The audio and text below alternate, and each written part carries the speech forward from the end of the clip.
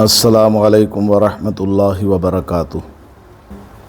الحمد للہ وکفا وسلام علی عبادہ الذین اصطفیٰ، اما بعد فاعوذ باللہ من الشیطان الرجیم، بسم اللہ الرحمن الرحیم۔ وما أصابكم من مصيبة فبما كسبت أيديكم ويعفو عن كثير۔ بارك الله لنا ولكم في القرآن المجيد والفرقان الحميد۔ رب اشرح لي صدري ويسر لي أمري واحلل عقدة من لساني يفقهوا قولي۔ الحمدللہ، ماہ سفر اسلام کا دوسرا مہینہ شروع ہو گیا ہے۔ جس وقت اللہ تبارک و تعالی نے زمین و آسمان کو بنایا، اسی وقت اللہ پاک نے سال کے 12 مہینے بنائے، اور ہر زمانے میں مہینوں کے نام الگ الگ ہوا کرتے تھے۔ رسول اکرم صلی اللہ علیہ وسلم کا زمانہ آیا تو سال کے 12 مہینوں کے نام محرم، صفر، ربیع الاول، ربیع الاخر، جمادی الاولی، جمادی الثانی، رجب، شعبان، شوال، ذی قعدہ، ذی الحجہ، یہ سب چل رہے تھے۔ ہر مہینے کا نام کسی نہ کسی مناسبت سے رکھا گیا تھا۔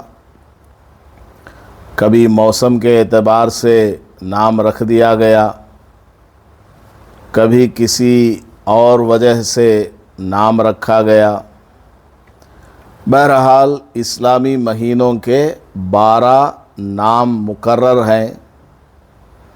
ہمیں چاہیے کہ ہم اپنے بچوں کو اسلامی مہینوں کے نام یاد کرائیں، اور بچوں کو بتائیں کہ اسلامی مہینہ 29 دن یا 30 دن کا ہوا کرتا ہے۔ انگریزی مہینہ 30 دن یا 31 دن کا ہوتا ہے، اور فبروری وہ 28 دن کا ہوتا ہے۔ کبھی کبھی ایک دن اس میں بڑھ بھی جاتا ہے، لیپ ایئر جس کو بولتے ہیں۔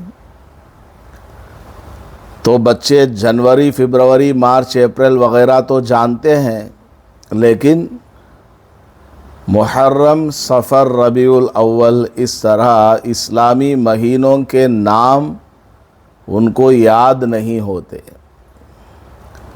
ان کو یاد ہونا تو دور کی بات ہے، خود ماں باپ کو بھی یہ نام یاد نہیں ہوتے ہیں۔ اس لیے ناموں کو بھی یاد کرنا اور اپنے بچوں کو ہر مہینہ بتاتے رہنا ہے کہ اب فلاں مہینہ ختم ہونے والا ہے، اور اس کے بعد فلاں اسلامی مہینہ شروع ہونے والا ہے۔ اور ہر مہینے میں جو اہم واقعات پیش آئے ان کا ذکر بچوں کے سامنے کرتے رہنا چاہیے۔ محرم میں کیا کیا واقعات پیش آئے اہم، اور صفر میں کیا ہے، ربیع الاول میں کیا ہے، کرنے والے کام کیا ہیں، نہ کرنے والے کام کیا ہیں، صحیح چیزیں کیا ہیں، غلط چیزیں کیا ہیں، یہ سب بتاتے رہنا چاہیے۔ اس طرح سے بچوں کو ایک دینی ماحول مل جائے گا اور دھیرے دھیرے دین کو وہ سمجھنے والے بن جائیں گے اور ان کے نالج کے اندر اضافہ ہوتا چلا جائے گا اور اسلامی مہینوں کے نام اور اس کی تھوڑی بہت ہسٹری ان کو یاد رہ جائے گی۔ اور بچپن میں جو چیز سکھائی جاتی ہے وہ بڑے ہونے کے بعد بھی یاد رہتی ہے۔ بہرحال یہ جو مہینہ اب چل رہا ہے یہ ماہ صفر ہے۔ صفر کا مہینہ عموماً لوگوں میں نحوست کا مہینہ سمجھا جاتا ہے، اور یہ کافروں کا عقیدہ تھا۔ اصل میں صفر کو وہ لوگ صفر بولا کرتے تھے۔ صفر عربی زبان میں زیرو کو کہا جاتا ہے، یعنی بالکل خالی۔ تو صفر کا مہینہ صفر کا مہینہ سمجھا جاتا تھا کہ یہ خالی کا مہینہ ہے، اس میں کوئی نیا کام شروع نہیں کر سکتے، شادی بیاہ نہیں کر سکتے، منگنی وغیرہ نہیں کر سکتے، مکان کی تبدیلی نہیں کر سکتے، نیا مکان بنا نہیں سکتے، نیا کاروبار شروع نہیں کر سکتے، اور سفر وغیرہ میں جانا ہو نہیں جا سکتے۔ یہ سارے من گھڑت عقیدے کافروں کے اندر پائے جاتے تھے ماہ صفر کو لے کر، اور یہ سمجھا جاتا تھا کہ اس کے اندر بلائیں نازل ہوتی ہیں، مصیبتیں نازل ہوتی ہیں، بہت ساری باتیں وہ مانا کرتے تھے جو کہ بالکل غلط ہے۔ اللہ پاک نے سال کے 12 مہینے بنائے ہیں، ان میں سے ایک مہینہ کیا ایک دن بھی نحوست والا نہیں ہے۔ ایک دن میں 24 گھنٹوں میں سے کوئی گھنٹہ بھی نحوست والا نہیں ہے۔ کوئی وقت بھی، مثال کے طور پر وہ تیلگو کیلنڈروں میں لکھا رہتا ہے راہو کالم، یعنی وہ وقت ایسا ہے کہ اس میں گھر سے باہر نہیں نکلنا، لوگوں کا ایک عقیدہ بن گیا۔ حالانکہ یہ غیروں کا عقیدہ ہے، غیروں کا خیال ہے کہ اتنے بجے سے لے کر اتنے بجے تک باہر نہیں جانا ہے، اور اسلام کے اندر ایسا کچھ نہیں ہے۔ آپ کسی بھی وقت کوئی بھی چھوٹا بڑا کام کرنا چاہیں کر سکتے ہیں۔ نماز پڑھنے کے سلسلے میں دن میں 3 اوقات میں منع کیا گیا، صبح میں سورج نکلتے وقت اور ٹھیک دوپہر کے وقت اور سورج غروب ہوتے وقت کوئی نماز پڑھنا جائز نہیں ہے۔ باقی اپنے گھریلو کام کرنے کے لیے، سفر میں جانے کے لیے، گھر سے باہر نکلنے کے لیے کوئی وقت ایسا نہیں ہے جس میں منع کیا گیا ہو۔ کسی بھی وقت میں آپ جا سکتی ہیں۔ مرد حضرات اپنے کاروبار کے لیے جا سکتا ہے، کسی بھی وقت کوئی رشتہ دار آ جائے یا کوئی اہم میٹنگ کسی وقت رکھی گئی، کوئی بھی وہ ٹائم ہو، کوئی بھی دن ہو، آپ اپنی سہولت کے اعتبار سے طے کر سکتی ہیں۔ تو غیروں کا یہ عقیدہ ہے کہ فلاں وقت سے لے کر فلاں وقت میں کوئی کام نہیں کرنا، گھر سے نہیں نکلنا، کوئی کام شروع نہیں کرنا، یہ سب بیکار قسم کی باتیں ہیں۔ اسلام کے اندر ایسا کچھ بھی نہیں ہے۔ نبی پاک صلی اللہ علیہ وسلم نے مکہ مکرمہ اور اطراف میں موجود باطل عقائد کی بڑی تردید فرمائی ہے۔ ایک مرتبہ آپ صلی اللہ علیہ وسلم نے دیکھا کہ صحابہ نے کچھ اونٹوں کو الگ سے باندھ کر کے رکھا ہے اور دوسری طرف سارے اونٹ ایک جگہ ہیں۔ ان میں سے کچھ 4-5 اونٹوں کو مثال کے طور پر الگ سے باندھ کر کے رکھا تھا۔ آپ صلی اللہ علیہ وسلم نے پوچھا کہ ان اونٹوں کو الگ سے کیوں باندھ کر کے رکھا ہے؟ تمام اونٹوں کے ساتھ ملا کر کے کیوں نہیں رکھا؟ الگ سے رکھنے کی کیا وجہ ہے؟ تو صحابہ میں سے کسی نے کہا، یا رسول اللہ، اصل میں ان اونٹوں کو بیماری ہے، اگر ان اونٹوں کو دوسرے اونٹوں کے ساتھ رکھا جائے تو ان کے اندر موجود بیماری دوسرے اونٹوں میں بھی آ جائے گی، یعنی بیماری متعدی ہے، یعنی ایک سے دوسرے کو لگ جاتی ہے۔ تو آپ صلی اللہ علیہ وسلم نے ارشاد فرمایا، لا عدوہ۔ حضرت ابو ہریرہ رضی اللہ تعالیٰ عنہ سے روایت ہے، آپ صلی اللہ علیہ وسلم نے ارشاد فرمایا، لا عدوہ، کسی سے خود بخود بیماری نہیں لگا کرتی۔ ایک کی بیماری دوسرے کو لگنا یہ اللہ کی اجازت پر موقوف ہے۔ اللہ تبارک و تعالی جس کے بارے میں فیصلہ کرے گا اسی کو بیماری لگے گی، ورنہ نہیں۔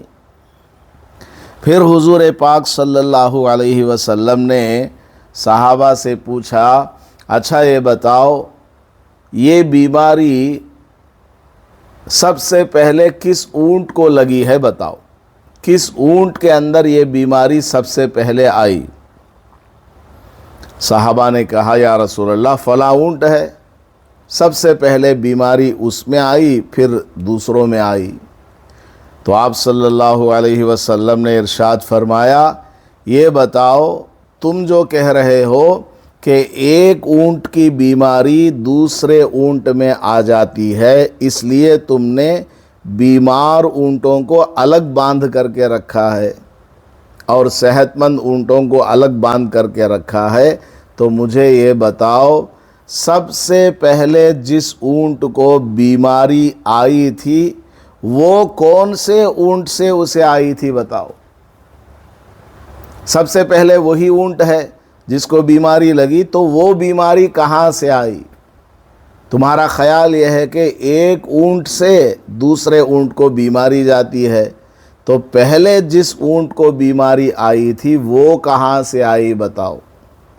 سارے صحابہ خاموش ہو گئے، کوئی جواب ہے نہیں، کیونکہ سب سے پہلے جس اونٹ کو بیماری آئی اس سے پہلے کسی اونٹ کو نہیں آئی تھی۔ تو پتہ کیا چلا؟ بیماری کا آنا یہ اللہ تبارک و تعالیٰ کی طرف سے ہے۔ اللہ تعالیٰ چاہے گا تو بیماری آتی ہے، اللہ تعالیٰ چاہے گا تو بیماری چلی جاتی ہے۔ تو بیماری کا ایک دوسرے کو لگنا یہ بالکل من گھڑت عقیدہ ہے۔ کورونا کے زمانے میں آپ لوگوں نے دیکھا کتنے سارے ہمارے مسلمان نوجوانوں نے کورونا کے مریضوں کو غسل کرایا، کفن پہنایا، قبر میں دفنایا، ان کی نماز جنازہ بھی پڑھی گئی۔ مسلمان تو مسلمان، غیر مسلم لاشوں کو بھی ہمارے مسلمان نوجوانوں نے اٹھایا، ان کی تجہیز و تکفین، غسل، کفن، یہ سب کیا، لیکن کسی کو بیماری نہیں لگی۔ تو خلاصہ کلام یہ ہے، جو عقیدہ تھا اس کو آپ صلی اللہ علیہ وسلم نے دور فرمایا کہ بیماری کا لگنا یا نہ لگنا یہ اللہ تبارک و تعالیٰ کی اجازت پر موقوف ہے۔ اسی طریقے سے لوگوں میں یہ بھی عقیدہ ہے کسی کے گھر میں الو آ کر کے بیٹھ گیا چھت کے اوپر، یا کوا آ کر کے بیٹھ گیا تو کوئی مصیبت گھر میں آنے والی ہے۔ آپ صلی اللہ علیہ وسلم نے اس کو بھی رد فرمایا کہ الو کا آ کر کے بیٹھنا، الو کا گھومنا یا کوے کا آ کر کے بیٹھنا، یہ سب من گھڑت باتیں ہیں۔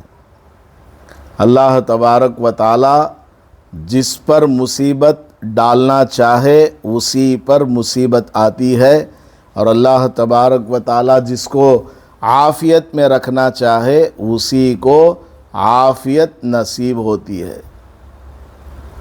ایسے ہی سفر کے مہینے کے بارے میں لوگوں میں عقیدہ تھا کہ سفر کا مہینہ کیا ہے؟ صفر کا مہینہ ہے، یعنی خالی کا مہینہ ہے، اس میں کوئی بھی کام صحیح نہیں ہوتا، یہ لوگوں میں خیال تھا۔ آپ صلی اللہ علیہ وسلم نے اس کی بھی تردید فرمائی، وَلَا سَفَرَ، کہ سفر کے بارے میں جو کچھ تم سمجھتے ہو کہ یہ نحوست کا مہینہ ہے، یہ بالکل غلط ہے۔ سال کے 12 مہینوں میں کوئی مہینہ یا کوئی ہفتہ یا کوئی دن یا کوئی وقت نحوست والا نہیں ہے۔ اور اصل میں نحوست آتی کہاں سے ہے؟ نحوست آتی ہے ہماری بدعمالیوں کی وجہ سے، ہمارے گناہوں کی وجہ سے نحوست آتی ہے، ہمارے اندر پائی جانے والی برائیوں کی وجہ سے نحوست آتی ہے۔ حضرت حسن بصری رحمۃ اللہ علیہ بہت بڑے کبار تابعین میں سے ہیں۔ انہوں نے اپنی زندگی میں تقریباً 120 صحابہ رضی اللہ عنہم کی زیارت کی ہے، بہت بڑے تابعی۔ وہ فرمایا کرتے تھے کہ جب میرا گھوڑا بتکنے لگتا ہے، یعنی قابو میں نہیں آتا، میں اس پر سوار ہوتا ہوں تو صحیح سے وہ چلتا نہیں، تو میں سمجھ جاتا ہوں کہ مجھ سے آج اللہ کی کوئی نافرمانی ہوئی ہے، نماز کے اندر کوئی کمی ہو گئی یا کسی عمل کے اندر کوئی کمی ہو گئی، میں نے اللہ کی بات صحیح سے نہیں مانی، اس لیے جانور میرا حکم نہیں مان رہا۔ تو بتانے کا مطلب یہ ہے کہ دنیا میں جو بھی آفت یا مصیبت آتی ہے وہ ہمارے کرتوت کی وجہ سے ہے، ہماری بدعمالیوں کی وجہ سے ہے۔ گھروں میں نماز نہیں پڑھتی عورتیں، قرآن کی تلاوت نہیں کرتی، تسبیحات نہیں پڑھتی اور اللہ کو یاد نہیں کرتی، تو اس گھر کے اندر نحوست آتی ہے۔ مال ہے لیکن بے برکتی ہے، بے چینی ہے، آپسی لڑائیاں ہیں، بہت ساری چیزیں گھروں کے اندر آ جاتی ہیں، اور آدمی کو جلدی سے محسوس بھی نہیں ہوتا کہ ہمارے اوپر مصیبت آئی ہوئی ہے۔ ایسا بھی ہوتا ہے، آدمی روزانہ کھا رہا ہے، کما رہا ہے، آرام سے زندگی گزر رہی ہے، وہ یہ سمجھ رہا ہے کہ میرے اوپر کوئی مصیبت نہیں ہے، حالانکہ سب سے بڑی مصیبت یہی ہے کہ وہ بس دنیا ہی میں لگا ہوا ہے، کھانے کمانے ہی میں لگا ہوا ہے، نماز سے دور ہے، قرآن کی تلاوت سے دور ہے، اللہ کے سامنے ماتھا ٹیکنے سے وہ دور ہے۔ یہ سب سے بڑی مصیبت اس کے اوپر آئی ہوئی ہے، لیکن آدمی کو جلدی سے سمجھ نہیں آتی، دھیرے دھیرے اس کو بات معلوم ہوتی ہے۔ بہرحال تو مصیبت جو آتی ہے وہ ہمارے کرتوت کی وجہ سے ہے۔ اللہ پاک نے قرآن میں ارشاد فرمایا، وَمَا أَصَابَكُم مِّن مُّصِيبَةٍ فَبِمَا كَسَبَتْ أَيْدِيكُمْ، جو بھی مصیبت چھوٹی یا بڑی تمہارے اوپر آتی ہے وہ تمہارے ہاتھوں کا کیا ہوا کرتوت کا نتیجہ ہوتا ہے۔ ہم سے کوئی غلطی ہو گئی ہوتی ہے، ہم سے کوئی گناہ ہوا ہوتا ہے، ہم نے اس سے توبہ نہیں کیا، اللہ سے معافی نہیں مانگی، ایسے ہی زندگی کٹ رہی ہے، تو مصیبت اللہ کی طرف سے آتی ہے۔ اور یہ اللہ تعالیٰ کا بہت بڑا کرم اور احسان ہے کہ اللہ تعالیٰ ایمان والوں کو خاص کر، اور اس میں بھی جو آدمی جتنا زیادہ نیک ہوتا ہے، متقی ہوتا ہے، اس پر مصیبتیں آتی ہیں تاکہ وہ دنیا ہی میں تمام گناہوں سے توبہ اور استغفار کر کے پاک صاف ہو جائے، اور آخرت میں اس کے لیے جنت کی نعمتیں ہی ہوں، جہنم کا کوئی عذاب اس کو نہ ملے۔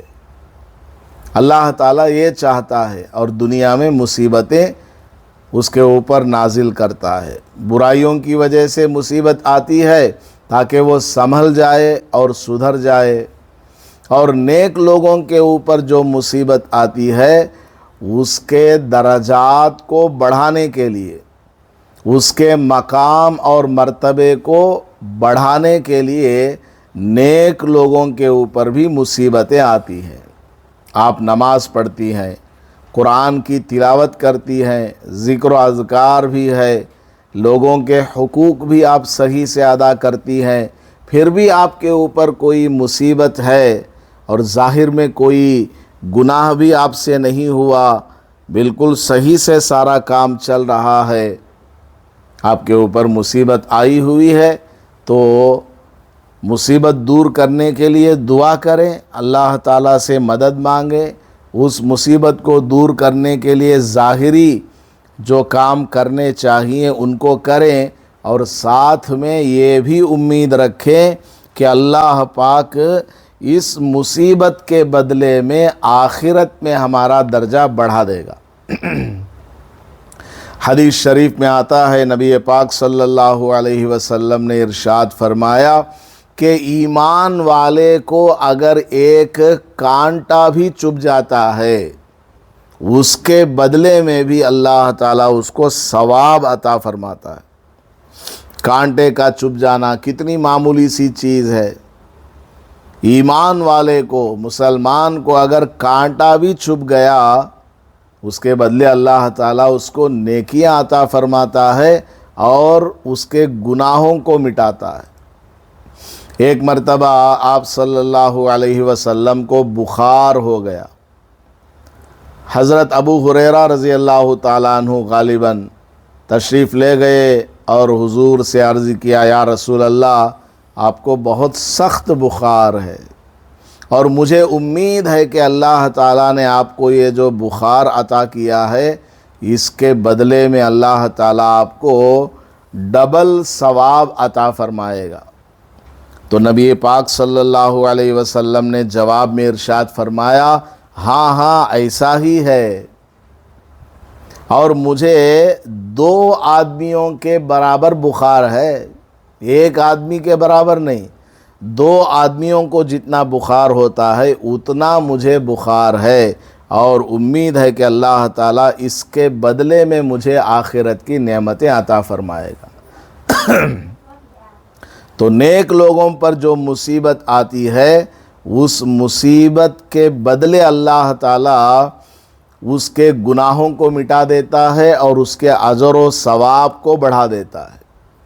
آپ کو ایک واقعہ میں سناتا ہوں۔ بنی اسرائیل میں، یعنی حضرت ابراہیم علیہ السلام کی نسل میں، یعقوب علیہ السلام کی اولاد میں کوئی نیک آدمی تھا، اس کے انتقال کا وقت قریب آیا، لیکن پاس میں کوئی ان کا رشتہ دار نہیں تھا، نہ بیوی نہ بچے، بالکل اکیلے وہ کسی جگہ تھے، اور انتقال کا وقت قریب آ گیا، اور قریب میں ایک مٹی کے برتن میں پانی رکھا ہوا تھا، اور اس نیک آدمی کو بڑی شدت سے پیاس لگی، اور وہ چلا رہے تھے، کوئی مجھے پانی پلائے، کوئی مجھے پانی پلائے۔ کیونکہ بستر سے اٹھنے کی بھی ہمت نہیں تھی. آواز لگاتے رہے, کوئی پانی پلانے والا ملا نہیں. اب یہ خود اس پانی کے مٹکے کی طرف جانا چاہتے تھے. اتنے میں اللہ تعالیٰ نے ایک فرشتے کو بھیجا اور کہا مٹی کا جو یہ پانی کا مٹکا ہے اسے نیچے گرا دو تاکہ یہ ٹوٹ جائے اور پانی بکھر جائے اور یہ مرنے والا ایک گھونٹ بھی پانی نہ پی سکے. فرشتے کو بڑا تعجب ہوا کہ یہ تو نیک آدمی ہے, اللہ والا ہے, پیاس اس کو لگ رہی ہے اور اللہ تعالیٰ یہ حکم فرما رہا ہے کہ اس کے پانی کے مٹکے کو گرا دو. بہرحال اللہ کا حکم تھا, اس لیے وہ فرشتہ آیا اور پانی کے مٹکے کو گرا دیا اور وہ نیچے گر کر ٹوٹ گیا, پانی زمین میں بہہ گیا. اب وہ نیک بندہ پیاس نہیں بجھا سکا, پانی نہیں پی سکا, اسی حال میں اس کا انتقال ہو گیا. اسی علاقے میں ایک کافر آدمی رہتا تھا, اللہ تعالیٰ کا نافرمان, اور اس کی موت کا وقت آیا تو اس کے قریب میں اس کے سارے رشتہ دار تھے, بلکہ ڈاکٹرز بھی وہاں اس زمانے کے موجود تھے, اس کا علاج کر رہے تھے. اور کوئی پانی لا کر دیتا ہے, کوئی کھانا لا کر دیتا ہے, کوئی ہاتھ پیر دباتا ہے, کوئی ہوا کرتا ہے, پنکھا چلاتا ہے. تو کافر ہونے کے باوجود یہ ساری سہولیات اس کو حاصل ہیں. اتنے میں لوگوں نے اس سے پوچھا کہ اب آپ کا انتقال کا وقت قریب آ گیا ہے, اگر کھانے کے لیے کوئی چیز آپ کو چاہیے, آپ کی من پسند چیز, وہ ہمیں بتا دو, ہم آپ کو کھلا دیں گے. آپ کی زندگی ختم ہونے والی ہے, آخری خواہش کوئی ہو تو بتا دو. تو وہ مرنے والا کافر کہنے لگا کہ مجھے فلاں قسم کی مچھلی چاہیے, میں اس کو کھانا چاہتا ہوں. اب لوگ تلاش میں نکلے, فلاں قسم کی مچھلی کہاں ملے گی؟ لوگوں نے کہا کہ یہ مچھلی تو اس موسم میں نہیں ملتی, فلاں موسم میں یہ مچھلی ملے گی. اب لوگ تلاش کرتے رہے تو اللہ تعالیٰ نے کیا کیا, اسی فرشتے کو جس نے نیک آدمی کا پانی کا مٹکا نیچے گرا دیا تھا اللہ کے حکم سے, اسی فرشتے کو اللہ تعالیٰ نے آرڈر دیا کہ جاؤ فلاں دریا میں سے وہ مچھلی اٹھا کر اس علاقے کے تالاب میں لا کر ڈال دو. چنانچہ وہ فرشتہ گیا اور دوسرے دریا سے وہ مچھلی اٹھا کر کے لایا اور اس گاؤں کے تالاب میں لا کر کے ڈال دیا. اب رات میں مچھیارے, مچھلی پکڑنے والے, انہوں نے جال ڈالا تو اللہ تعالیٰ نے اس مچھلی کو ان کے جال میں پھنسا دیا. صبح میں بازار میں مچھلیاں بیچنے کے لیے لوگ آئے تو یہ جو کافر تھا اس نے فرمائش کی تھی کہ مجھے فلاں قسم کی مچھلی چاہیے, تو وہ تلاش میں نکل رہے تھے مچھلی کو خریدنے, تو ان کو بازار سے وہ مچھلی مل گئی. اب وہ لا کر کے انہوں نے پکایا اور اس کو کھلایا. اس کے بعد جتنے دن اللہ نے چاہا وہ زندہ رہا, پھر وہ کافر مر گیا. یہ جو فرشتہ تھا اس کو بڑا تعجب ہوا کہ نیک آدمی مر رہا تھا, ایک گلاس پانی کو وہ پوچھ رہا تھا, اللہ تعالیٰ نے اس کے پانی کے مٹکے کو نیچے گروا دیا.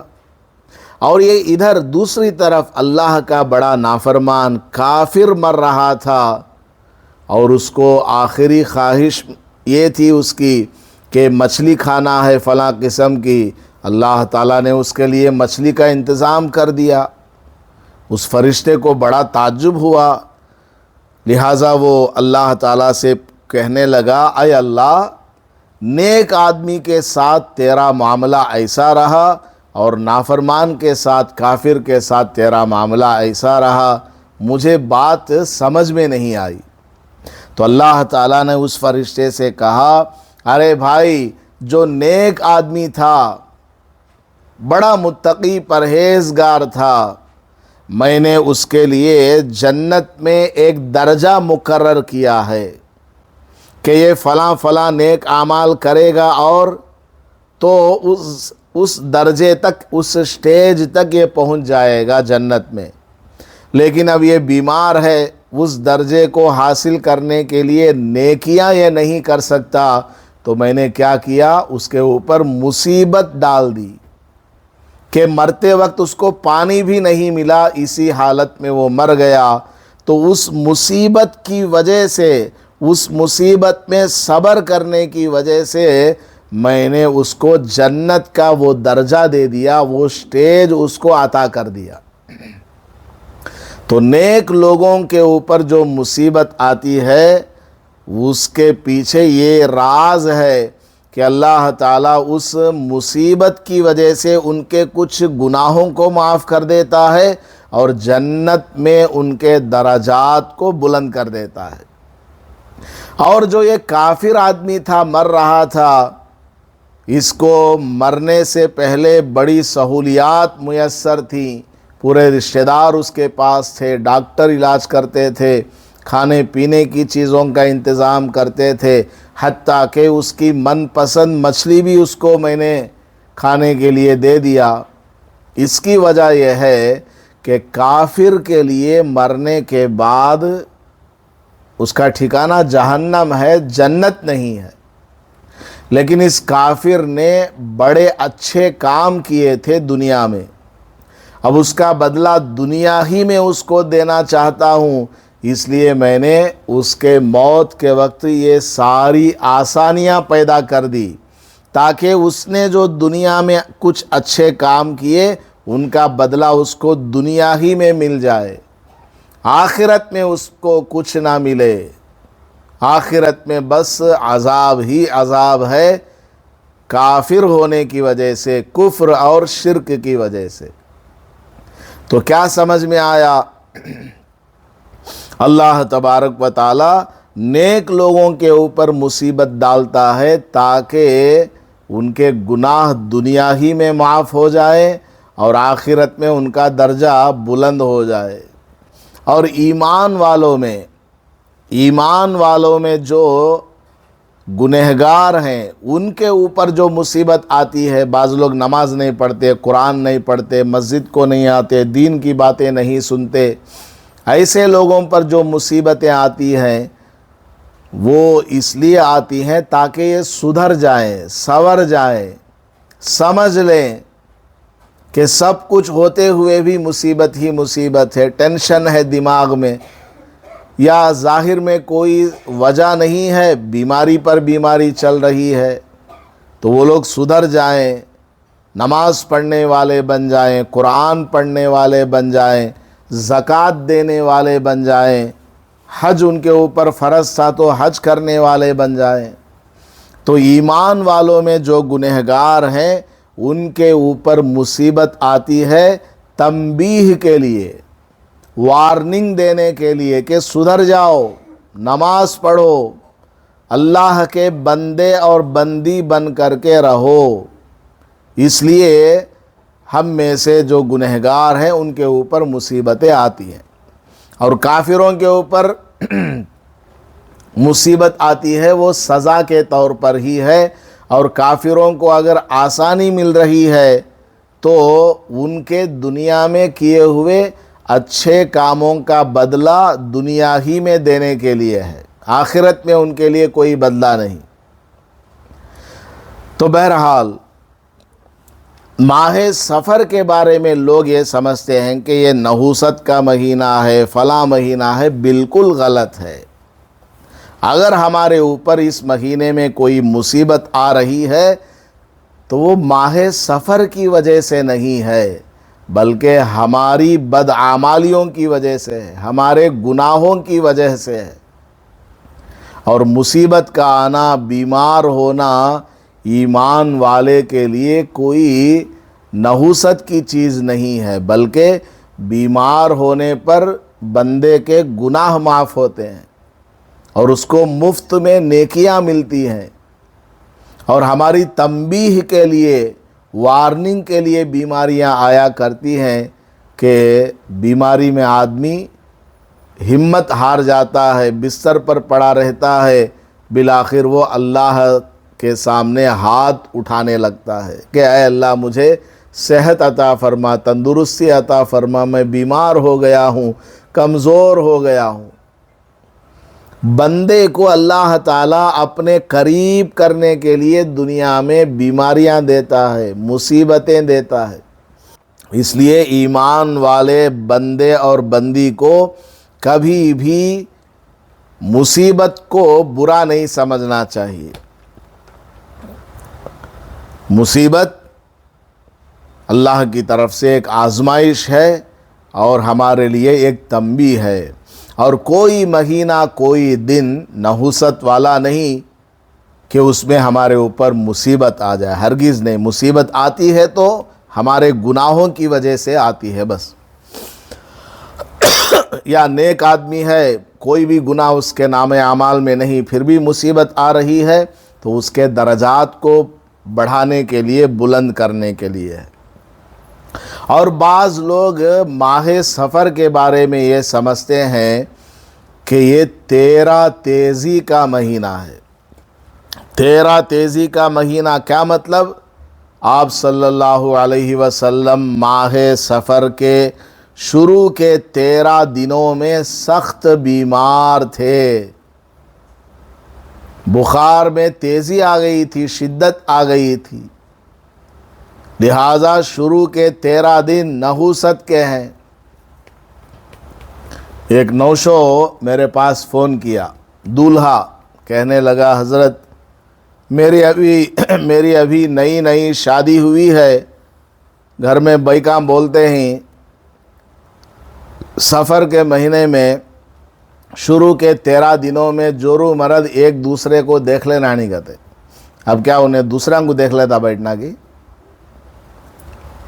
شادی کے آواز سے کرے، مل کو رہنے چنا۔ لیکن لوگوں نے کیا عقیدہ بنایا ہے؟ نیا دولہا اور نئی دلہن اگر پہلی مرتبہ ماہ سفر ان کی زندگی میں آیا تو شروع کے 13 دن میں ایک دوسرے کا منہ نہیں دیکھنا، عورت کو ماں کے گھر بھیج دینا۔ سب غلط عقیدے ہیں لوگوں کے، سب بیکار قسم کی باتیں ہیں۔ ایک دوسرے کا منہ بھی دیکھ سکتے ہیں، ایک دوسرے کے ساتھ رہ سکتے ہیں ایک ہی گھر میں۔ لوگوں نے خواہ غلط باتوں کو پھیلا دیا ہے کہ اس میں یہ نہیں کرنا، وہ نہیں کرنا۔ اور ایک عجیب بات یہ ہے کہ آپ صلی اللہ علیہ وسلم ماہ سفر کے شروع کے 13 دنوں میں بیمار نہیں ہوئے تھے، صحت مند تھے۔ یہ بھی لوگوں میں غلط چیز پھیل گئی ہے کہ ماہ سفر کے شروع کے 13 دنوں میں آپ صلی اللہ علیہ وسلم بیمار تھے۔ بالکل غلط بات ہے، کہاں بیمار تھے؟ صحت مند تھے وہ۔ بیماری کب شروع ہوئی؟ ماہ سفر کے آخر میں شروع ہوئی، لیکن لوگوں میں بالکل الٹی بات چل پڑی کہ آپ صلی اللہ علیہ وسلم ماہ سفر کے شروع میں بیمار تھے اور آخری 4 شنبے میں آپ صلی اللہ علیہ وسلم کی طبیعت ٹھیک ہو گئی۔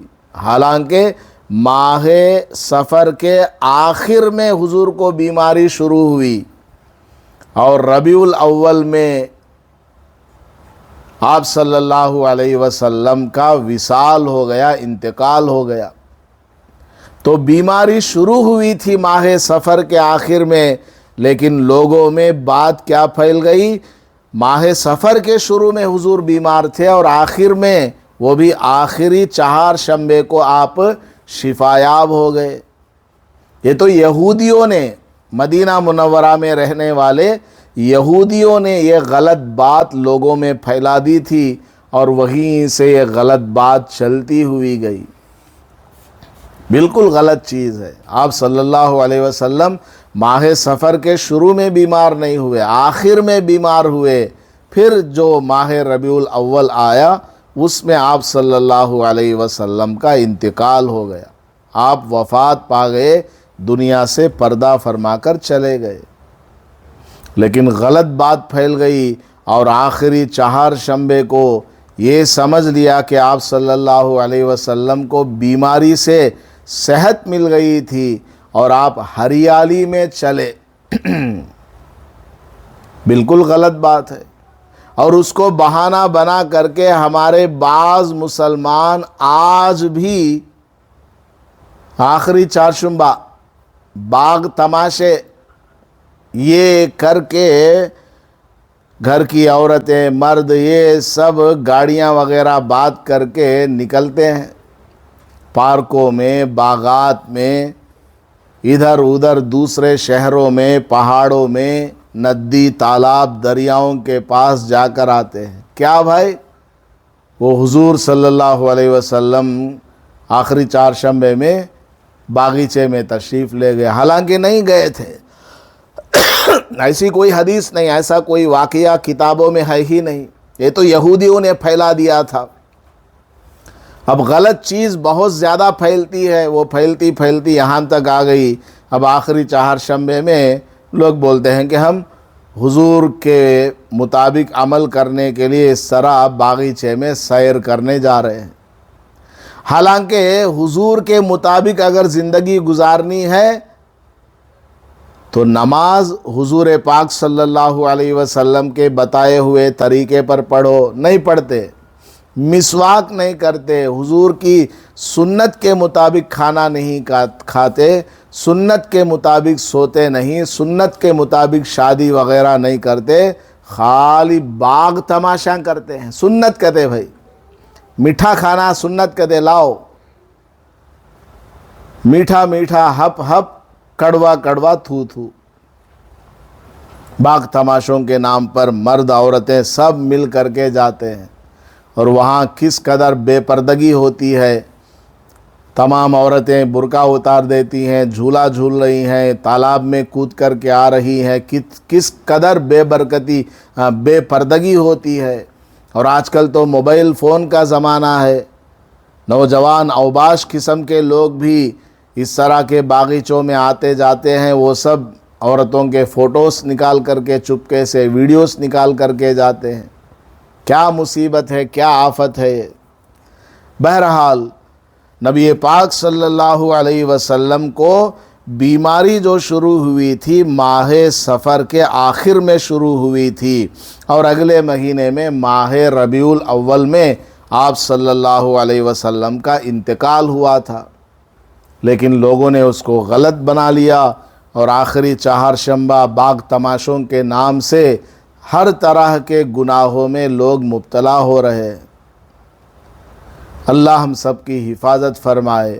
تو ماہ صفر کوئی نحوست والا مہینہ نہیں، ماہ صفر میں کوئی بلائیں نازل نہیں ہوتی۔ ماہ صفر میں بھی لوگ رشتے کر سکتے ہیں، گھر بدل سکتے ہیں، نیا کام شروع کر سکتے ہیں، شادی کر سکتے ہیں، میاں بیوی ایک ساتھ رہ سکتے ہیں۔ اور ماہ صفر کے آخر میں باغ تماشوں کے نام سے، آخری چہارشنبے کے نام سے جو بھی کام بعض لوگ کر رہے ہیں وہ سب بالکل غلط ہے، ایسا ہرگز نہیں کرنا چاہیے۔ ہاں، کسی اور مہینے میں سیر و تفریح کے لیے، تھوڑا ٹینشن، دماغی ٹینشن دور کرنے کے لیے آپ اپنے بیوی بچوں کے ساتھ، اپنے فیملی کے ساتھ، پردے کے ساتھ کہیں گھومنے پھرنے چلے گئے، ایک دو دن رہ کر کے آ گئے، اس میں کوئی غلطی نہیں ہے، گھومنے پھرنے جا سکتے ہیں۔ لیکن یہ عقیدہ رکھتے ہوئے جانا کہ فلاں دن حضور تشریف لے گئے تھے صلی اللہ علیہ وسلم، اس لیے ہم بھی جاتے ہیں، حالانکہ حضور صلی اللہ علیہ وسلم اس طرح تشریف نہیں لے گئے تھے، گئے نہیں تھے، تو پھر یہ کیا ہو جائے گا؟ ہم حضور کے اوپر گویا الزام لگا رہے ہیں کہ حضور گئے ہیں، حالانکہ حضور گئے نہیں آخری چہارشنبے میں۔ تو ہم جو ہے حضور صلی اللہ علیہ وسلم کے اوپر الزام لگانے والے بن جائیں گے، جس کا انجام بہت برا ہونے والا ہے۔ اس لیے اس مہینے میں خاص کر ادھر ادھر آخری چہارشنبے کے نام سے، باغ تماشوں کے نام سے، خاص کر آخری مہینے میں کہیں بھی مت جائے، کوئی بلائے تو مت جائیں، بلکہ ان کو پیار و محبت سے منع کریں کہ بھائی یہ اسلام کا بتایا ہوا عمل نہیں، آخری چہارشنبہ باغ تماشے یہ سب لوگوں کا بنایا ہوا ہے۔ اللہ تعالی ہم سب کو عمل کرنے کی توفیق عطا فرمائے اور ہر قسم کی بدعات سے، رسومات سے اور خرافات سے ہماری حفاظت فرمائے۔ آمین وآخر دعوانا ان الحمدللہ رب العالمین۔ اب دیکھیے مومنہ کورس کا پیج نمبر 17، سوال، اچھا عنوان ہے، ٹائٹل ہے عقیدہ حیات الانبیاء۔ انبیاء یہ نبی کی جمع ہے، پلورل ہے، نبی سنگلر ہے، انبیاء پلورل ہے۔ عقیدہ حیات الانبیاء کیا مطلب؟ نبیوں کی زندگی سے متعلق عقیدہ، یعنی مرنے کے بعد یہ سارے کے سارے پیغمبر اپنی قبروں میں زندہ ہیں یا نہیں، اس کے بارے میں کیا عقیدہ ہونا چاہیے ہمارا اہل سنت والجماعت کا، اس بارے میں آج کا یہ سبق ہے۔ سوال نمبر 1، کیا انبیاء کرام علیہم السلام اپنی قبروں میں زندہ ہوتے ہیں؟ یعنی پیغمبر جو ہیں حضرت محمد صلی اللہ علیہ وسلم، حضرت عیسیٰ، موسیٰ، سلیمان، ہارون، داود، ابراہیم، یعقوب، اسماعیل، اسحاق، یوسف، آدم علیہ السلام تک، یہ جتنے کم و بیش 1,24,000 پیغمبر انبیاء دنیا میں تشریف لائے، یہ سب اپنی قبروں میں زندہ ہوتے ہیں کیا؟ جواب جی ہاں، تمام انبیاء کرام علیہم السلام اپنی قبروں میں زندہ ہیں۔ سارے کے سارے پیغمبر آدم علیہ السلام سے لے کر حضور پاک صلی اللہ علیہ وسلم تک سب کے سب اپنی قبروں میں زندہ ہیں۔ دنیا سے تو وہ پردہ فرما کر چلے گئے، لیکن قبر میں وہ زندہ ہیں۔ اچھا کس طرح وہ زندہ ہیں؟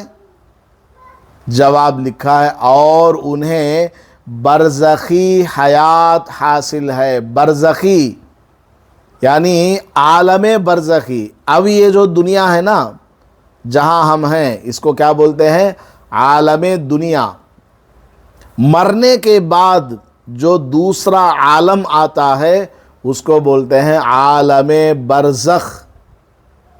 جیسے ماں کے پیٹ میں بچہ ہے، اس بچے کے لیے ماں کا پیٹ ایک عالم ہے، وہاں سے ماں کے پیٹ سے وہ باہر نکلا تو عالم دنیا میں آیا۔ اب دنیا کے پیٹ سے وہ مر کر کے دوسرے عالم میں چلا جائے گا، اس کو کیا بولتے ہیں؟ عالم برزخ۔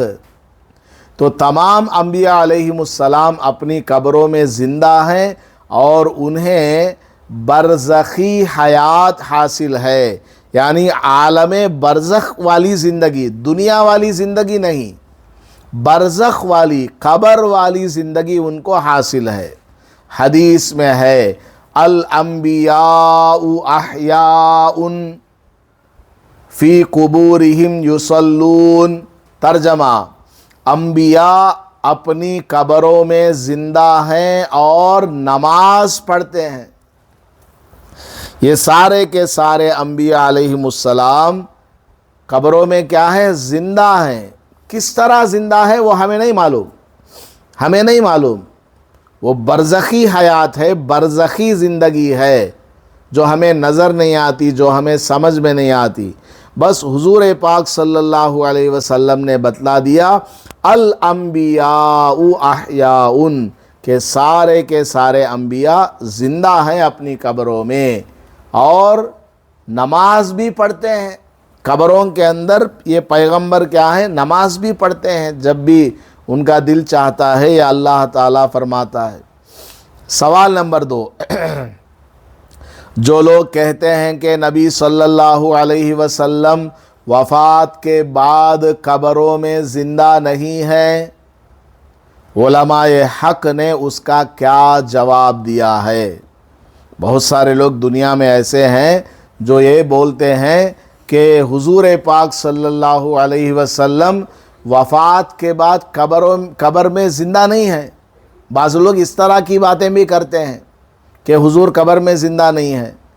تو اس کا جواب علماء حق نے کیا دیا ہے؟ جواب، وفات کا مطلب دنیاوی جسمانی زندگی کا خاتمہ ہے، یعنی حضور صلی اللہ علیہ وسلم کو جو وفات ملی اس کا مطلب کیا؟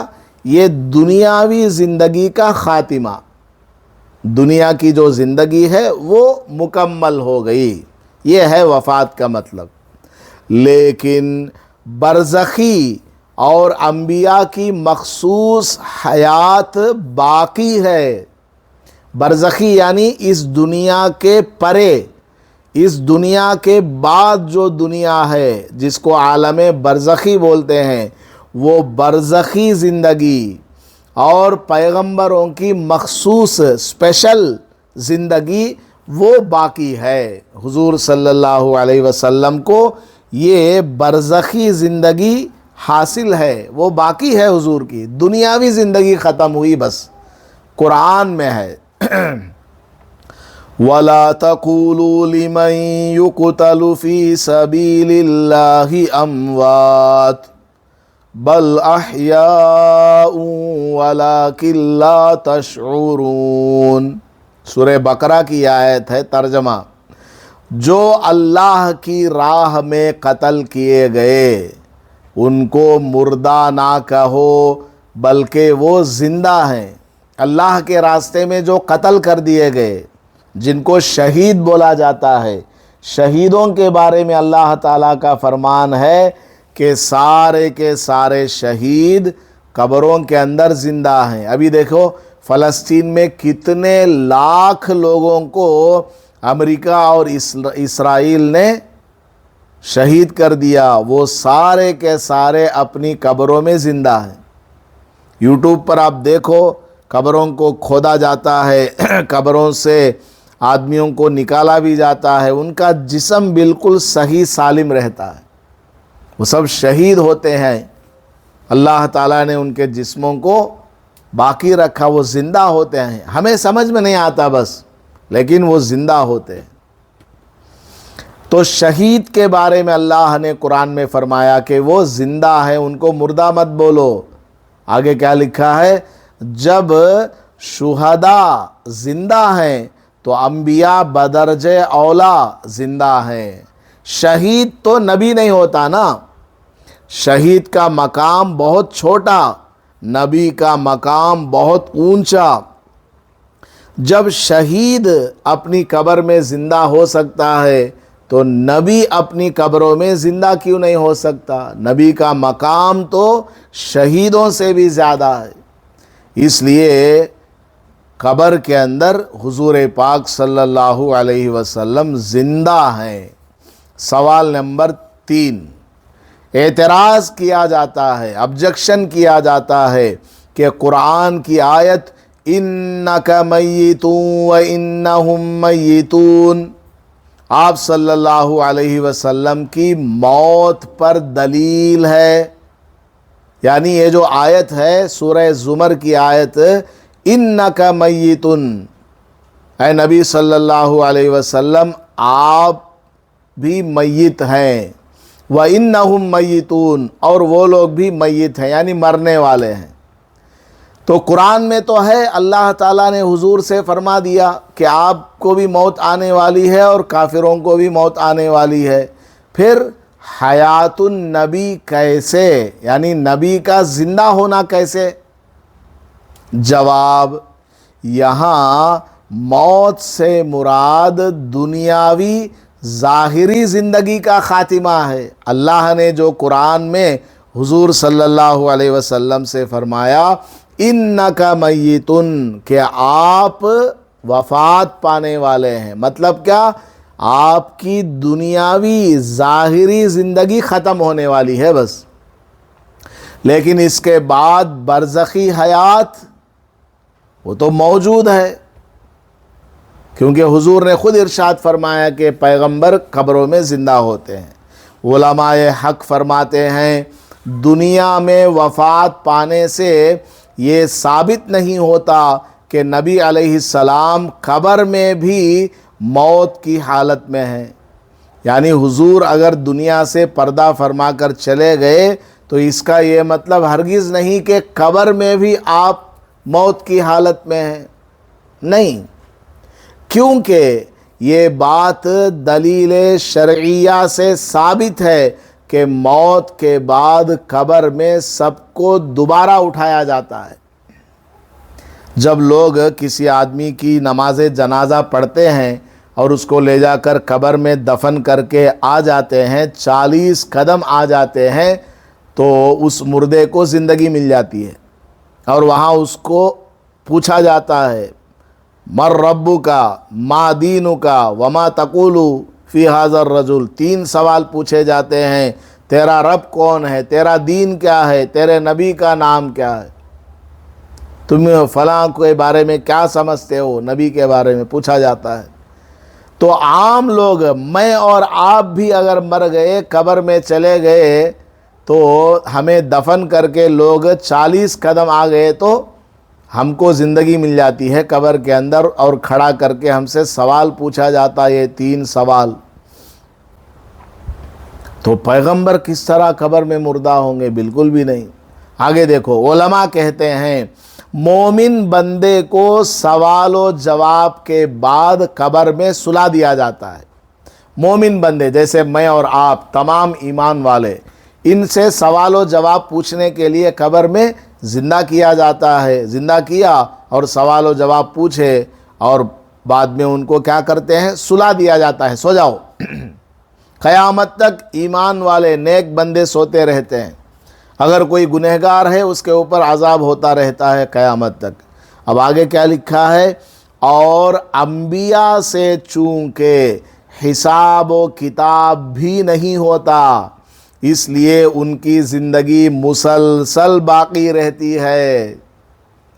میں اور آپ مر جائیں گے، مجھ سے اور آپ سے سوال و جواب ہوتا قبر میں، لیکن پیغمبر جب مر جائیں گے، دنیا سے چلے جائیں گے، ان کا کوئی حساب و کتاب نہیں ہوتا.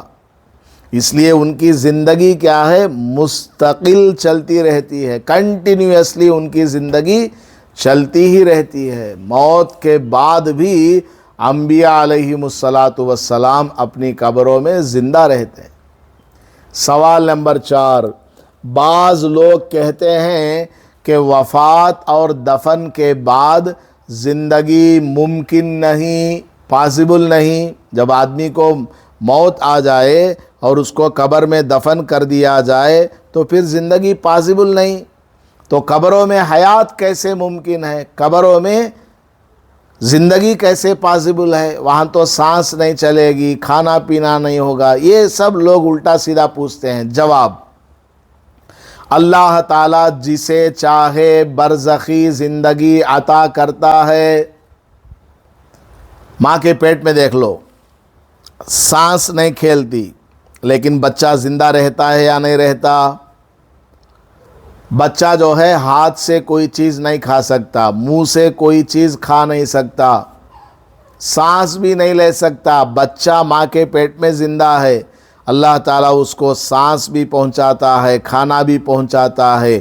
اسی طرح پیغمبر قبر میں چلا جاتا ہے، وہاں پر بھی اللہ تعالیٰ ان کو زندگی عطا فرماتا ہے. تو یہ بالکل غلط بات ہے کہ مرنے کے بعد آدمی قبر میں کیسے زندہ رہے گا؟ ماں کے پیٹ میں بچہ کیسے زندہ تھا؟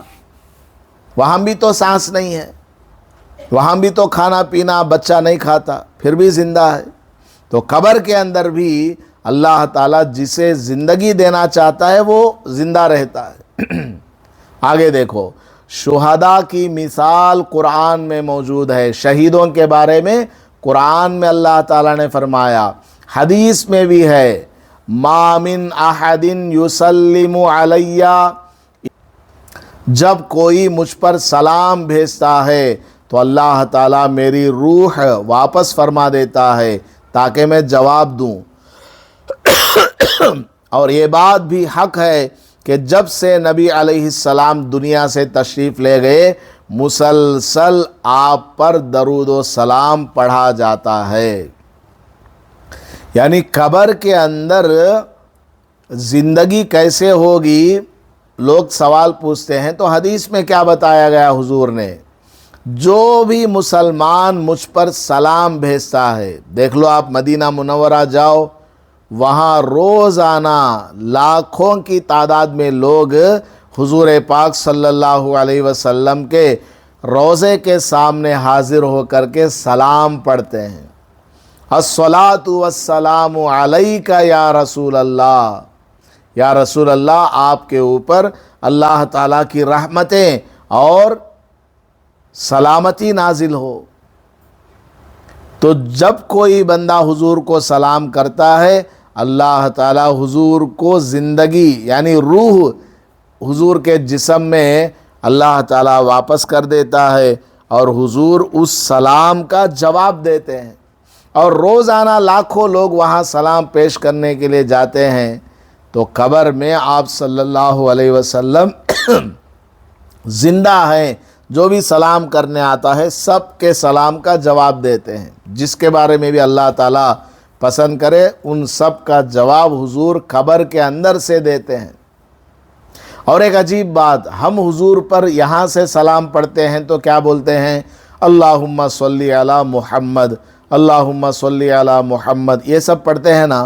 لیکن جب وہاں مدینہ منورہ میں جاتے ہیں حضور کے قبر کے سامنے، وہاں محمد نہیں بولتے، یہاں حضور کا نام لیتے ہیں انڈیا میں، لیکن جب حضور کے قبر کے سامنے جاتے ہیں تو وہاں حضور کا نام نہیں لیتے بلکہ بولتے ہیں الصلاۃ والسلام علیکا۔ کا یہ جو عربی زبان میں لفظ ہے علیکا، اس کا مطلب ہے آپ پر، یعنی ڈائریکٹ آپ حضور سے بات کر رہے ہیں۔ اللہ تعالیٰ کی رحمت اور سلامتی نازل ہو علیکا، آپ کے اوپر۔ جب سامنے والے سے بات کریں گے تو نام نہیں لیا جاتا ہے بلکہ آپ، تم، اس طرح بولا جاتا ہے۔ تو یہ بھی ایک دلیل ہے کہ ہم ڈائریکٹ حضور سے بات کر رہے ہیں، تو حضور صلی اللہ علیہ وسلم اپنی قبر مبارک میں زندہ ہے، اسی لیے تو ہم ڈائریکٹ حضور کو سلام کر رہے ہیں۔ اور انڈیا سے یا کسی اور جگہ سے آدمی سلام پڑھتا ہے تو کیسے بولتا؟ اللہم صلی علی محمد، اے اللہ محمد صلی اللہ علیہ وسلم پر رحمت نازل فرما، درود نازل فرما۔ یہاں نام لیا جاتا ہے، وہاں حضور کے سامنے نام نہیں لیا جاتا بلکہ کہا جاتا آپ کے اوپر رحمت نازل ہو۔ یہ بھی ایک مضبوط ایویڈنس ہے، دلیل ہے کہ قبر کے اندر آپ صلی اللہ علیہ وسلم زندہ ہیں۔ سوال نمبر 5، کیا انبیاء اپنی قبروں میں عبادت بھی کرتے ہیں؟ پیغمبر جو ہیں اپنی قبروں میں عبادت بھی کرتے ہیں کیا؟ جواب، جی ہاں، انبیاء کو قبر میں برزخی عبادت کی توفیق دی گئی ہے، یعنی پیغمبروں کو قبر کے اندر بھی عبادت کرنے کی توفیق ملی ہوئی ہے، وہ کرنا چاہیں کر سکتے ہیں۔ حدیث میں ہے مررت علی موسیٰ وہو یصلی فی قبرہ، حضور نے ارشاد فرمایا، ترجمہ، میں معراج کی رات موسیٰ علیہ السلام کی قبر سے گزرا تو وہ اپنی قبر میں نماز پڑھ رہے تھے۔ موسیٰ علیہ السلام کو حضور نے دیکھا معراج کی رات میں، جب مکہ مکرمہ سے بیت المقدس تشریف لے گئے تو راستے میں موسیٰ علیہ السلام کو دیکھا، قبر کے اندر وہ نماز پڑھ رہے ہیں۔ تو زندہ ہیں تبھی تو نماز پڑھ رہے ہیں۔ سوال نمبر 6، بعض لوگ کہتے ہیں کہ نبی صلی اللہ علیہ وسلم کو وفات کے بعد ہماری باتیں سننے کی طاقت نہیں ہے، کیا یہ بات درست ہے؟ یعنی حضور دنیا سے پردہ فرما کر چلے گئے ہیں تو قبر میں ہماری باتیں نہیں سن سکتے؟ جواب، نہیں، یہ بات درست نہیں ہے کہ حضور ہماری باتوں کو نہیں سن سکتے۔ کیوں درست نہیں ہے؟ کیونکہ نبی صلی اللہ علیہ وسلم اپنی قبر مبارک میں زندہ ہیں اور اپنی امت کے سلام کو سنتے اور جواب دیتے ہیں۔ حدیث میں ہے، ان للہ ملائکۃ سیاحین فی الارض یبلغنی من امتی السلام۔ ترجمہ، اللہ تعالیٰ نے فرشتے مقرر کیے ہیں جو میری امت کا سلام مجھے پہنچاتے ہیں۔ آپ جو بھی درود شریف پڑھیں گی روزانہ صبح شام 100 مرتبہ، یہ سارا کا سارا درود فرشتے لے جا کر کے وہاں پہنچاتے ہیں حضور صلی اللہ علیہ وسلم کو۔ اور جو آدمی مدینہ منورہ میں حضور صلی اللہ علیہ وسلم کی مسجد میں حضور کے روضے کے سامنے کھڑے ہو کر کے سلام پڑھتا ہے، حضور ڈائریکٹ اس سلام کو سنتے ہیں۔ تو یہ بات کہنا بالکل غلط ہے کہ حضور ہماری باتیں نہیں سنتے ہیں۔ اللہ تعالیٰ نے حضور کو یہ طاقت عطا فرمائی ہے۔ سوال نمبر 7، کیا نبی صلی اللہ علیہ وسلم کا جسد مبارک قبر میں سلامت ہے؟ یعنی ہم لوگ جب مر جاتے ہیں ہمارا جسم ریزہ ریزہ ہو جائے گا، ہمارے جسم کی ہڈیاں گل جائیں گی، کچھ بھی قبر کے اندر باقی نہیں رہے گا، ہمارا جسم مٹی میں مل جائے گا۔ تو سوال یہ ہے، حضور صلی اللہ علیہ وسلم کو قبر میں رکھا گیا، دفن کیا گیا، تو کیا حضور کا جسم بھی قبر کے اندر نعوذ باللہ ختم ہو گیا یا سلامت ہے؟ جواب، جی ہاں، حضور کا جسم قبر کے اندر صحیح سلامت ہے۔ حدیث میں ہے کہ زمین انبیاء کے جسم کو نہیں کھاتی۔ ان اللہ حرم علی الارض ان تأکل اجساد الانبیاء۔ ترجمہ، اللہ تعالیٰ نے زمین پر حرام کر دیا ہے کہ وہ انبیاء کے جسم کو کھائے۔ اللہ نے حرام کر دیا، نہیں کھا سکتی زمین۔ پیغمبروں کے جسم کے اوپر جو بال ہیں، ایک بال کو بھی زمین نہیں کھاتی، اللہ نے حرام کر دیا ان کے لیے۔ دنیا میں جس طرح ان کا جسم صحیح سالم تھا، ایسے ہی ان کا جسم قبر کے اندر بھی صحیح سالم ہے۔ پیغمبر تو بہت بڑے ہیں، شہیدوں کا جسم قبروں کے اندر صحیح سالم رہتا ہے۔ بہت سارے واقعات اس طرح کے پیش آئے کہ بڑے بڑے صحابہ اور اولیاء کا جسم ان کی قبر کو بدلنا پڑا، تو قبر کو جب کھودا گیا تو ان کا جسم بالکل صحیح سالم تھا۔ تو حضور صلی اللہ علیہ وسلم کا جسم مبارک اور اسی طرح دوسرے پیغمبروں کا جسم مبارک اپنی قبر میں بالکل صحیح سالم ہے، ایک بال کو بھی زمین نے نہیں کھایا۔ اللہ نے زمین کو حرام کر دیا، نہیں کھا سکتی وہ۔ آخری سوال نمبر 8، جو انبیاء علیہم السلام کو قبر میں زندہ نہ مانے، ایسے شخص کا کیا حکم ہے؟ یعنی اگر کوئی آدمی پیغمبروں کو قبروں میں زندہ نہیں مانتا، اس کو کیا کہا جائے گا؟ جواب، جو انبیاء علیہم السلام کو قبر میں زندہ نہ مانے وہ بدعتی ہے۔ وہ کون ہے؟ بدعتی کہا جائے گا، بدعتی یعنی دین کے اندر نئی بات پیدا کرنے والا۔ بدعتی اس آدمی کو بولتے ہیں جو دین کے اندر کسی نئی بات کو پیدا کرتا ہے یا جو بات ہے اس کو نہیں مانتا۔ قرآن کی آیتوں سے آپ کو میں نے بتایا، احادیث پڑھ کر میں نے آپ کو بتایا کہ قبر کے اندر انبیاء علیہم زندہ ہوتے ہیں، حضور پاک صلی اللہ علیہ وسلم اپنی قبروں میں زندہ ہے، اس کے باوجود اگر کوئی آدمی پیغمبروں کو قبروں میں زندہ نہیں مانتا تو وہ گویا دین کے اندر جو بات ہے اس کو نہیں مان رہا ہے، اور ایک نئی بات اس نے گھڑ لی ہے کہ قبر میں پیغمبر مردہ ہے، نعوذ باللہ۔ اس لیے اس کو کیا کہا جائے گا؟ بدعتی۔ تو پیغمبر کو قبر میں زندہ نہیں مانتا، تو بدعتی ہے۔ اور اہل السنہ والجماعہ سے خارج ہے، اہل سنت والجماعت سے خارج ہے۔ اہل سنت والجماعت یہ وہ فرقہ ہے، وہ جماعت ہے جس کے بارے میں حضور صلی اللہ علیہ وسلم نے ارشاد فرمایا ہے، حدیث میں آتا ہے کہ میری امت کے 73 فرقے ہوں گے، 73 فرقے بنیں گے، پارٹیشنز۔ میری امت میں 73 قسم کے لوگ آئیں گے، ہر ایک کا عقیدہ کچھ نہ کچھ الگ الگ بدلا ہوا، اور سب کے سب جہنم میں جائیں گے سوائے ایک فرقے کے، ایک پارٹی کے۔ وہ پارٹی کون سی ہے؟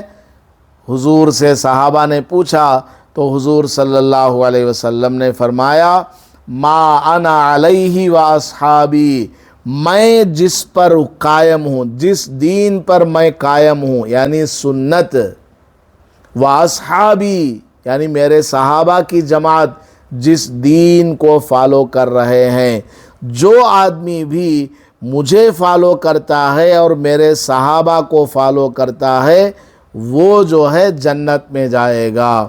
تو حضور کو فالو کرنا یعنی سنت، اور صحابہ کو فالو کرنا صحابہ کی جماعت کو، اس سے جماعت کا لفظ لیا گیا۔ تو یہ ٹوٹل ملا کر کیا ہوا؟